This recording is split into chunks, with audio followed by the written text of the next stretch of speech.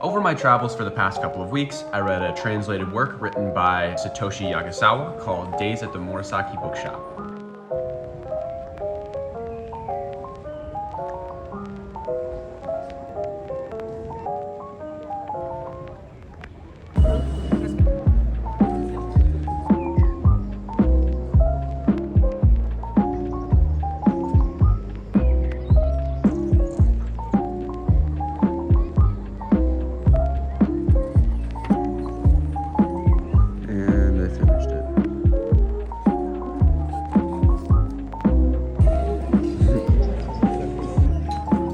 Nothing like coffee and ice cream. I eat the ice cream, I'll leave you the coffee. Yeah.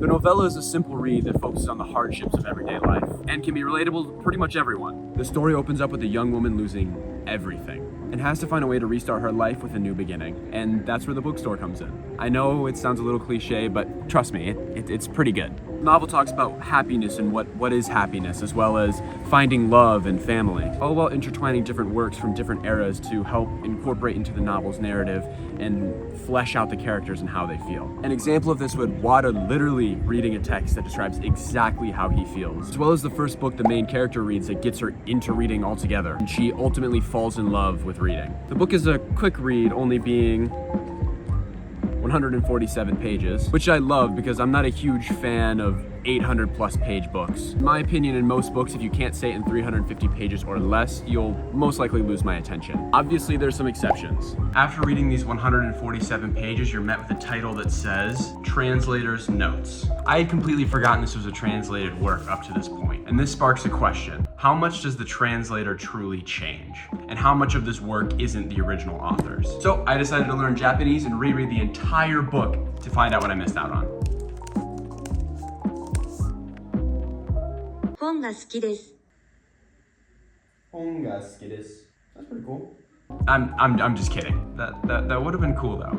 I actually wanted to talk about how the translator shapes the way the new novel sounds. How inherently a new layer of distortion and misinterpretation to the work is created by utilizing a translator. It's like what some people say about watching films in their original language with English subtitles on. The subtitles aren't always perfect and can lead to misunderstandings or misinterpretations of the original work. I'm a huge fan of French New Wave and Italian neorealist films, so I'm no stranger to this. Now, a translator doesn't just throw the whole novel into Google Translate and hope for the best.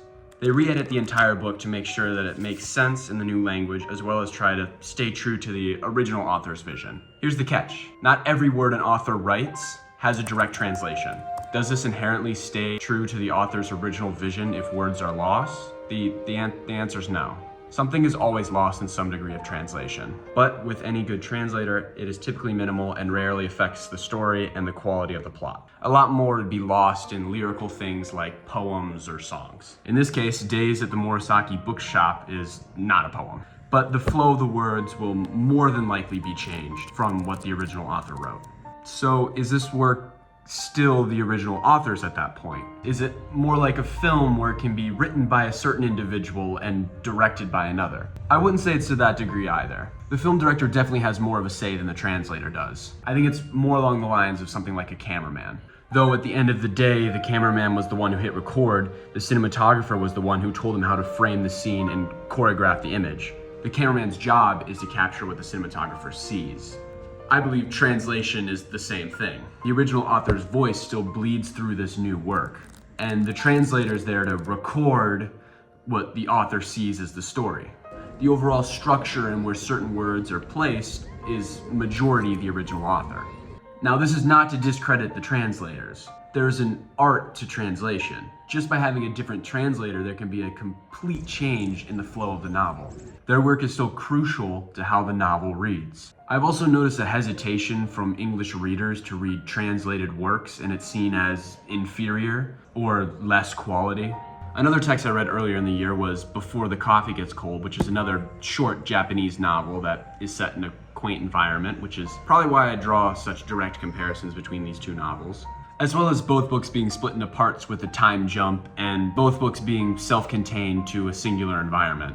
I definitely want to read more translated works now, like these. And will more than likely read books like What You Were Looking For Is in a Library and The Nakuno Thrift Shop, as well as other translated texts like No Longer Human by Dazia. And I've wanted for a while to read Murakami's Norwegian Wood, which, you know, it's a classic.